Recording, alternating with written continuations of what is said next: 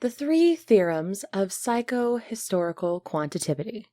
The population under scrutiny is oblivious to the existence of the science of psychohistory. The time periods dealt with are in the region of 3 generations.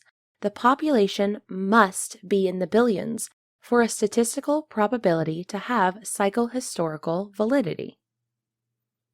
Hello, everybody, and welcome to Foundation Analysis, Episode 7, Mysteries and Martyrs. I am your host, Brent Stewart, and we're just going to dive right in. So, we start the episode with Hugo's ship in the asteroid belt, and this is, of course, the same asteroid belt that was brought up in the beginning of the series that the Anacreons and the Thespins were fighting over, and we get a neat little info dump from Hugo about the breakdown of industry and all of that. Then we get a view of the Invictus and her story, at least in this iteration of Foundation. It is a very cool design ship, kind of a ringed design, obviously not meant for moving around, kind of more of like a jump station than a ship. At least that's how it looks to me. And then we get her story, of course, which is interesting. She's a ghost ship over 700 years old, been jumping around for as long as she's been lost, which is interesting, and the probability of not getting dumped into a planetary body or something like that is quite interesting and improbable, but then again, this is fiction. So then we have a little discussion about why the commander's there and how they're going to get into an Imperial jump ship, because jump tech is a state secret, and it's the commander's bots which heal him and mark him as part of the Empire, and so therefore will open up for him, or at least that is the idea. And then we find out that the Anacreons sent a couple ships, or ships were there on a scavenging run, and came across the Invictus and were destroyed for their trouble. And so in order to get over to it, they're going to have to do a space jump, because the Invictus's systems will destroy anything larger than 20 meters, which is the thing. And so they're doing a space jump, and Salvor is going first, and Mira kind of gives Salvor a push. Rude move, not particularly cool. But Salvor is able to recover and stick the landing, unlike Hugo, who just barely misses the edge and goes off into the distance. And so that's a bad way to go. And then we're going to cut over to the Maiden, and we have the ship, and Empire and Demrazella are talking about what happened at the end of the last episode. And they talk about how the religion and why, and how it was not a betrayal for Dem to kneel. And, Empire makes a offhand comment about how Dem is not particularly in the reincarnation cycle, which, feels a little harsh and offside, because, the soul is a consciousness according to this theology, and so therefore there's no reason that an individual may not be born into a robot consciousness and body for one iteration of their soul's cycle. So yeah, rude and offhanded, and you can actually see it in Dem's body language, because ouch. And there's a bunch of back and forth after that, and ultimately the conversation ends with a question left unanswered, which is, did you want to kneel? Which is an important question, and she answers with, I am loyal to Empire, which is not an answer. Then we cut to the camp at the Spiral, and to have Empire negotiate things with this upstart religious leader who is calling Empire's divinity and soul into question. And there's a slip here where Dem says they have walked the Spiral before, but earlier in the conversation there was a note that this ritual is reserved only when the Proxima passes away. And so these negotiations go nowhere, because they're not actually negotiations. She speaks her mind. She has no room to negotiate. This is what she believes is necessary, and she will not fence words. This is the line in the sand. And it's interesting. But she also invokes to Empire Selden and the shadow of his proclamations or predictions, which is interesting. And ultimately the conversation comes to a climax with Zephyr Halima saying that the only reason Empire is down here is because you know that I'm a threat because people listen to me, which is, a pretty big swing to hit towards the literal personification of Empire. So then we cut to the Invictus and to them traveling along a trench to get to an airlock to get into the ship. And unfortunately, our dear friend and fearless leader of the Foundation in the current time frame is Lewis, gets distracted and strays a little too close enough to trip the sensors, causing the automated defenses to attack. And so there's a bit of shootout with some turrets, which eventually the Imperial commander is able to get to the door and shut things down by disengaging the security protocols and opening the door. And then he is, or would have been, the last one through the door, but the Grand Hunter decides to execute him and push his body out into space after he has opened the door. And she says that, his purpose was fulfilled, and so she gets rid of him, which is, not great for the other people you've got working for you under duress. Doesn't set a great precedent. But once we are inside, we have a ghost ship, and the crew is very clearly dead and has been for a very, very long time and frozen. And it is great work on the practical effects. Also, the special effects of having the bodies floating in the air is absolutely fantastic. And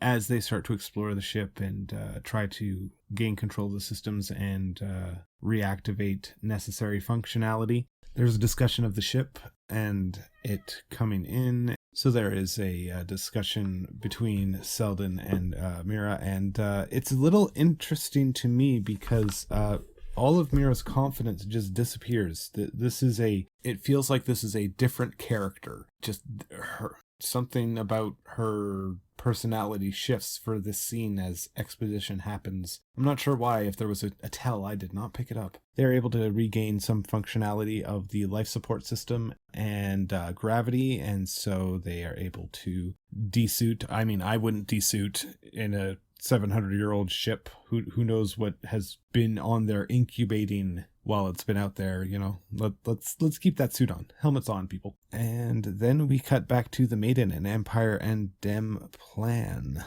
They have to figure out how to outmaneuver Zephyr Halima and figure out how to not make it about resolving things with violence. So there's some planning and what can they do, and discussions of the soul and how to tend to it, etc., etc. And ultimately they decide that Empire is going to walk the spiral. So we then cut to Trantor and we get Brother Dawn, and he looks down from his balcony and sees something in the flowers, or placed there by his particular love interest. And when we get down there, or he gets down there, he finds a message in a flower petal, carefully tucked in there and nestled. And it is directions to a secret rendezvous for some sexy times, some brown chicken, brown cow. And afterwards, she offers him contacts that help correct color blindness, which is really cool. That's a sweet bit of tech. We do apparently have those glasses that can help with that, which is, I've heard, are disorienting to many people for the first time because, whole new sense, makes sense. Hey, but he declines and says that he has to fake all of the things and make sure that none of the little differences are known, so he can't have any one big difference, because one loose thread could make it all unravel. And we're not entirely sure why, because he is Empire after all. But then, and just like us, his love interest is a little confused, so he goes and explains it, and he shows her the clone chambers with the backups, we will say. That apparently each Empire has a backup Cleon that is absorbing their memories and experiences, so if any of them are damaged or destroyed, they can be replaced, and the chain continues. So, of course, his love interest is like, run away with me, we can fix these things, they'll wake him up and you'll be fine, they'll let you go. And, of course, anyone with any practical sense knows that that is not going to work. And Then there's a bit of a monologue about how life change in perspective. What is the scar to many of the people of Trantor? It is a opportunity. It's the first time they'd ever gotten to see the actual sky. For Empire, it is a scar, but for the people, it is hope reborn. And while he is viewing this from a little remote drone, eventually he has to break the connection because Brother Dusk comes in and lets him know that he missed the dinner bell. And Dawn explains that he was learning about the rest of Trantor, and Brother Dusk says that, well, the only thing that is important about Trantor is inside the palace walls. We are Trantor, which is hubristic to say the least, especially considering the population of Trantor is several planets stacked on top of each other. So then we cut to the Raven, which is of course the ship with Harry Seldon's AI on it, and Gale. Seldon has a uplink error, and Gale talks him through it. The error, that is, the AI is able to reconnect its fragmented self or restart the process in some way, which allows them to get the computer up and running, and Harry is in full control of the ship now. And they reiterate that they are headed to Helicon, and of course Harry has some questions like, how long have I been down? And what are you doing here? Where's Raish? And so, of course, Gale fills in the backstory, and this is kind of a event horizon, a point of no return. We then cut back to the Invictus and Salvor plans. And as they're trying to figure out how to get themselves freed to disarm the Anacreons so that they can make sure that they don't die, they almost wander into a security fence wall, and Salvor is able to save them, or save one of the Foundation personnel working under duress. Once they get past the wall, they are able to navigate into the cooling tanks for the jump drive, which apparently the new versions do not have cooling tanks. They have some sort of other system that vents the heat off. But cooling tanks that have been running for 700 years,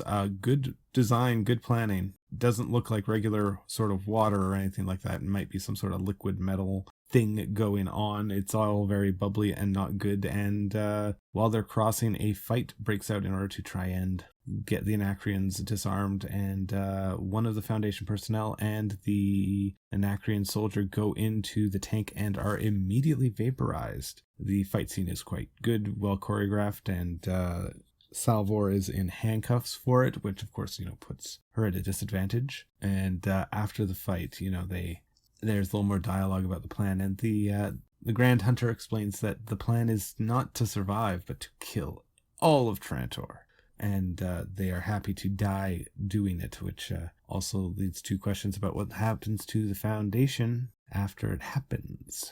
We then cut back to the Raven, and the ship is shutting down, and Gale goes down because of lack of oxygen. And then just in the nick of time, Harry is able to gain complete full initialization control of the system. Sorry, misspoke a little bit earlier there. Of course, before he was trying to parse what had happened and what is going on, and now that he is fully uploaded, he has a full grasp of his faculties, we'll say. And of course, this means that Jared Harris as Harry Seldon can be with the Foundation forever. And there's also a bit of exposition about how the Foundation has turned into a religion, and how Harry needed to be a symbol, something to endure, something to strive for, to exist beyond time and not have age wick away the propheticness and importance, because many of very important historical figures have been undercut by their waning years as health degrades and such. And that would have been just what happened to Harry, because he has a terminal condition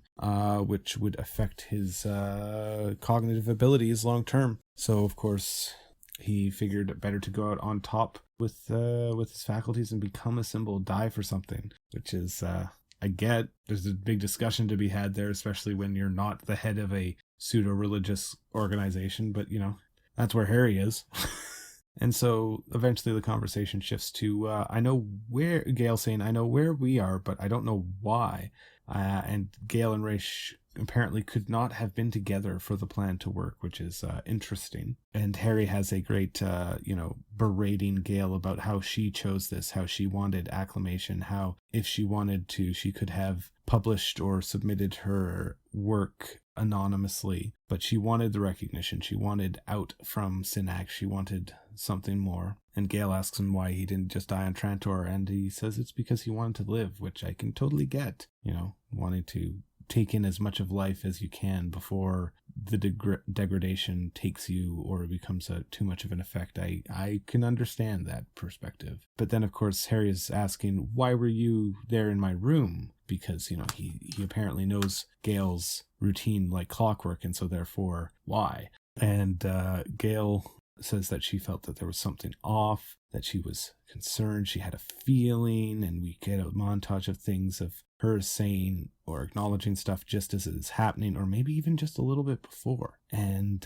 it turns out that Gale has a bit of a precog ability, because she picks up a piece of shielding, we'll say, to block some debris after it pierces the hull and force field and would have taken her out, but she had it in place, no way of knowing. So it's like, oh, that's a like, yep, no, that you are not lying. You are some sort of a precog and you can tell what's going to happen. That's interesting. We should talk about that. But unfortunately we can't, because this is where the episode cuts. So no, definitely good episode. Lots of interesting things, lots of cool stuff to see and ponder over. It'll be interesting to see Lee Pace take on the walk, but that'll be for next episode. This project is supported by the On the Origin of Battlemechs podcast Patreon. If you enjoy it and want to hear more of my discussion of Foundation, please let me know and possibly give your support there. Special thanks to my friend Treble for the intro and outro. I hope everybody enjoyed the episode. This has been episode 7 of Foundation Analysis, Mysteries and Martyrs. Don't you see? It's galaxy-wide. It's a worship of the past, a deterioration, a stagnation.